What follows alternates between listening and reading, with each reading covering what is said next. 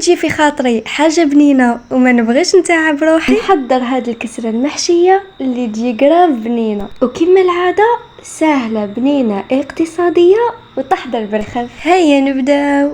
نجيبو وعاء ونحطو فيه 500 غرام تاع سميد رقيق او ما يعادل 4 كيسان، نغربلو كلش. من بعد نجيبو الكاس اللي نشربو به تاي، نعمرو نص تاعو بالزيت ونزيدوه للخليط، نحطو على الجنب ملاقه صغيره تاع ملح. من بعد نجيبو كاس نحطو فيه ملاقه صغيره تاع خميره الخبز، نزيدو معاها شويه تاع الماء يكون دافي، ونخلطو كلش باش الخميره هذيك تمد المفعول تاعها. من بعد نضيفوها للخليط تاعنا ونبداو نبسو مليح مليح، نسيو ندخلو كامل هذاك الزيت في السميد هذاك، ودركا نبداو نلمو كلش بالماء الدافي. لمو برك ما نعجنوش. بالنسبه لكميه الماء انا دات لي هنايا كاس وربع. المهم نلمو كلش حتى نتحصلوا العجينه تكون طريه. من بعد نحطوها على سطح العمل ونبداو ندلكو فيها، ندلكوها حوالي 5 دقائق هكاك حتى تتحصلوا على عجينه كما راه موضح في الفيديو. دركا نجيبو ساشي ونحطو فيه العجين تاعنا ونخلوه يرتاح بلا ما حضرنا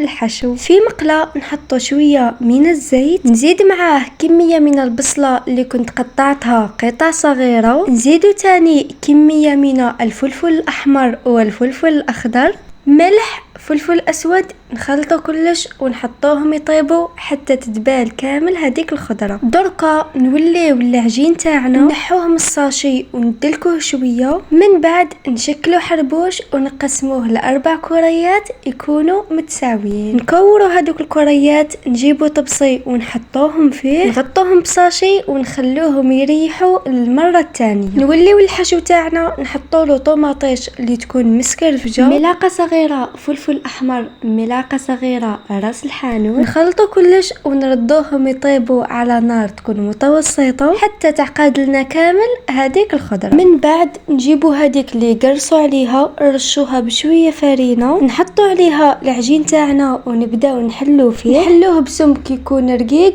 بصح ماشي رقيق للدرجه هذيك تاع يبان سطح العمل. على بالي يجي في بالكم سؤال وتقولوا لي اسكو اوبليجي نستعملوا هذه القراصه؟ صراحه القراصه هذه تعاون بزاف سورتو المبتدئات باش من بعد كي تحطي الكسره تاعك في الطاجين ما تتخسرش معاك وتحافظ على الشكل نتاعها. بعد ما كملنا حلينا العجين نجيو نحطو الحشو نتاعنا اللي يكون بارد، ما تحطوش حامي باش ما يتقطعش معاكم العجين. نبداو نريقلو فيه كما راه موضح. كاضافه حبيت نضيف شويه فرماج رابي، اذا ما توفرش عندكم تقدروا تستغناو عليه. من بعد نجيب شويه فرينه نخلطها مع شويه تاع كي نخلطوا كلش غادي نتحصلوا على خليط يكون شويه هكا متماسك يشبه الغرار. دهنوا الجوانب تاع العجين به. من جهه اخرى كنت حليت كريه بنفس السمك اللي حلينا به الكره الاولى، نحطها فوق الحشو هذاك ونريقلها غايه لازم تكون متطابقه مع العجينه التحتانيه. من بعد نجيب فرشيطه ونفوت كامل على الجوانب وكاني راني نطبع هاك باش نتاكدوا باللي العجين تاعنا ما غاديش يخرج منه الحشو